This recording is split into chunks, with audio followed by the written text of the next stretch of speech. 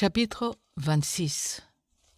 Lorsque Jésus eut achevé tous ses discours, il dit à ses disciples : « Vous savez que la Pâque a lieu dans 2 jours, et que le Fils de l'homme sera livré pour être crucifié. » Alors les principaux sacrificateurs et les anciens du peuple se réunirent dans la cour du souverain sacrificateur appelé Caïphe, et ils délibérèrent sur le moyen d'arrêter Jésus par ruse et de le faire mourir. Mais ils dirent que ce ne soit pas pendant la fête, afin qu'il n'y ait pas de tumulte parmi le peuple. Comme Jésus était à Béthanie, dans la maison de Simon le lépreux, une femme s'approcha de lui, tenant un vase d'albâtre, qui renfermait un parfum de grand prix. Et pendant qu'il était à table, elle répandit le parfum sur sa tête. Les disciples, voyant cela, s'indignèrent et dirent : « À quoi bon cette perte ? On aurait pu vendre ce parfum très cher et en donner le prix aux pauvres. » Jésus, s'en étant aperçu, leur dit : « Pourquoi faites-vous de la peine à cette femme ? Elle a fait une bonne action à mon égard. Car vous avez toujours des pauvres avec vous, mais vous ne m'avez pas toujours. En répandant ce parfum sur mon corps, elle l'a fait pour ma sépulture. Je vous le dis en vérité, partout où cette bonne nouvelle sera prêchée, dans le monde entier, on racontera aussi en mémoire de cette femme ce qu'elle a fait. » Alors l'un des 12, appelé Judas Iscario, alla vers les principaux sacrificateurs et dit : « Que voulez-vous me donner, et je vous le livrerai. » Et ils lui payèrent 30 pièces d'argent. Depuis ce moment, il cherchait une occasion favorable pour livrer Jésus.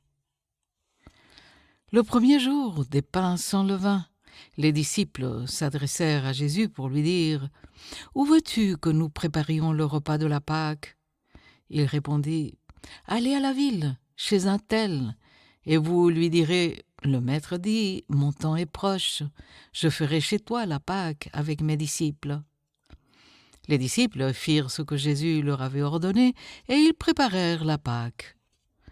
Le soir étant venu, il se mit à table avec les 12. Pendant qu'il mangeait, il dit : « Je vous le dis en vérité, l'un de vous me livrera. » Ils furent profondément attristés, et chacun se mit à lui dire : « Est-ce moi, Seigneur ? » Il répondit : « Celui qui a mis avec moi la main dans la pâte, c'est celui qui me livrera. Le Fils de l'homme s'en va selon ce qui est écrit de lui, mais malheur à l'homme par qui le Fils de l'homme est livré. Mieux vaudrait pour cet homme qu'il ne soit pas né. » Judas, qui le livrait, prit la parole et dit : « Est-ce moi, Rabbi ? » Jésus lui répondit : « Tu l'as dit. » Pendant qu'il mangeait, Jésus prit du pain, et après avoir rendu grâce, il le rompit et le donna aux disciples en disant : « Prenez, mangez, ceci est mon corps. » Il prit ensuite une coupe, et après avoir rendu grâce, il la leur donna en disant : « Buvez-en tous, car ceci est mon sang, le sang de l'alliance qui est répandu pour beaucoup, pour le pardon des péchés. Je vous le dis, je ne boirai plus désormais de ce fruit de la vigne jusqu'au jour où j'en boirai de nouveau avec vous dans le royaume de mon Père. » Après avoir chanté des cantiques, ils se rendirent à la montagne des Oliviers.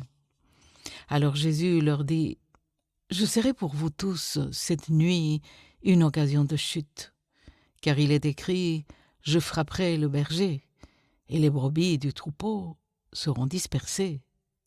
Mais après que je serai ressuscité, je vous précéderai en Galilée. » Pierre, prenant la parole, lui dit : « Même si tu étais pour tous une occasion de chute, tu ne le serais jamais pour moi. » Jésus lui dit : « Je te le dis en vérité, cette nuit même, avant que le coq chante, tu me renieras 3 fois. » Pierre lui répondit : « Même s'il me fallait mourir avec toi, je ne te renierai pas. » Et tous les disciples dirent la même chose. Là-dessus, Jésus alla avec eux dans un lieu appelé Gethsémane. Et il dit aux disciples, « Asseyez-vous ici, pendant que je m'éloignerai pour prier. » Il prit avec lui Pierre et les 2 fils de Zébédée, et il commença à éprouver de la tristesse et des angoisses. Il leur dit alors, « Mon âme est triste jusqu'à la mort. Restez ici et veillez avec moi. » Puis, ayant fait quelques pas en avant, il se jeta sur sa face. Il pria ainsi, « Mon Père, s'il est possible, que cette coupe s'éloigne de moi. Toutefois, non pas ce que je veux, mais ce que tu veux. » Et il va vers les disciples qu'il trouva endormis. Et il dit à Pierre, « Vous n'avez donc pu veiller 1 heure avec moi? Veillez et priez afin que vous ne tombiez pas dans la tentation. L'esprit est bien disposé, mais la chair est faible. » Il s'éloigna 1 seconde fois et pria ainsi, « Mon Père, s'il n'est pas possible que cette coupe s'éloigne sans que je la boive, que ta volonté soit faite. » Il revint et les trouva encore endormis, car leurs yeux étaient appesantis. Il les quitta et s'éloignant, il pria pour la 3e fois, répétant les mêmes paroles. Puis il alla vers ses disciples et leur dit, « Vous dormez maintenant, et vous vous reposez. Voici, l'heure est proche, et le Fils de l'homme est livré aux mains des pécheurs. Levez-vous, allons, voici celui qui me livre s'approche. » Comme il parlait encore, voici Judas, l'un des 12, arriva, et avec lui une foule nombreuse, armée d'épées et de bâtons, envoyés par les principaux sacrificateurs et par les anciens du peuple. Celui qui le livrait leur avait donné ce signe, « Celui à qui je donnerai un baiser, c'est lui, saisissez-le. » Aussitôt s'approchant de Jésus, il dit, « Salut, Rabbi !» et il lui donna un baiser. Jésus lui dit, « Mon ami, ce que tu es venu faire, fais-le. » Alors ces gens s'avancèrent, mirent la main sur Jésus et le saisirent. Et voici un de ceux qui étaient avec Jésus étendit la main et tira son épée. Il frappa le serviteur du souverain sacrificateur et lui emporta l'oreille.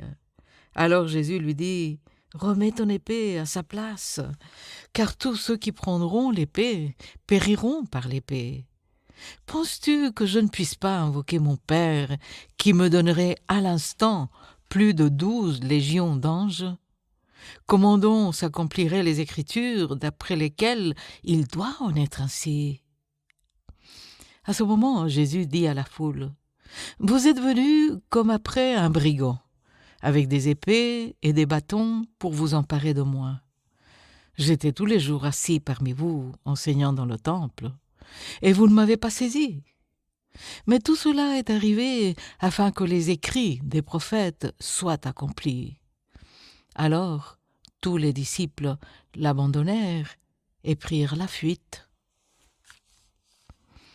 Ceux qui avaient saisi Jésus l'emmenèrent chez le souverain sacrificateur Caïphe, où les scribes et les anciens étaient assemblés. Pierre le suivit de loin jusqu'à la cour du souverain sacrificateur. Y entra et s'assit avec les serviteurs pour voir comment cela finirait. Les principaux sacrificateurs et tout le Sanhédrin cherchaient quelques faux témoignages contre Jésus suffisants pour le faire mourir. Mais ils n'en trouvèrent point, quoique plusieurs faux témoins se soient présentés. Enfin, il en vint 2 qui dirent, « Celui-ci a dit, je puis détruire le temple de Dieu et le rebâtir en 3 jours. » Le souverain sacrificateur se leva et lui dit, « Ne réponds-tu rien? Qu'est-ce que ces hommes déposent contre toi? » Jésus garda le silence. Et le souverain sacrificateur, prenant la parole, lui dit, Je t'adjure par le Dieu vivant de nous dire si tu es le Christ, le Fils de Dieu. » Jésus lui répondit, « Tu l'as dit. De plus, je vous le déclare, vous verrez désormais le Fils de l'homme assis à la droite de la puissance de Dieu et venant sur les nuées du ciel. » Alors le souverain sacrificateur déchira ses vêtements, disant, « Il a blasphémé! Qu'avons-nous encore besoin de témoins? Voici, vous venez d'entendre son blasphème. Que vous en semble ?» Ils répondirent, « Il mérite la mort. » Là-dessus, ils lui crachèrent au visage et lui donnèrent des coups de poing et des soufflets en disant, « Christ, prophétise, dis-nous qui t'a frappé. » Cependant, Pierre était assis dehors dans la cour. Une servante s'approcha de lui et dit, « Toi aussi tu étais avec Jésus le Galiléen. » Mais il le nia devant tous, disant, « Je ne sais ce que tu veux dire. » Comme il se dirigeait vers la porte, une autre servante le vit et dit à ceux qui se trouvaient là, « Celui-ci était aussi avec Jésus de Nazareth. » Il le nia de nouveau avec serment, « Je ne connais pas cet homme. » Peu après, ceux qui étaient là, s'étant approchés, dirent à Pierre, « Certainement, tu es aussi de ces gens-là, car ton langage te fait reconnaître. » Alors il se mit à faire des imprécations et à jurer, « Je ne connais pas cet homme. » Aussitôt le coq chanta. Et Pierre se souvint des paroles que Jésus avait dites, « Avant que le coq chante, tu me renieras 3 fois. » Et étant sorti, il pleura amèrement.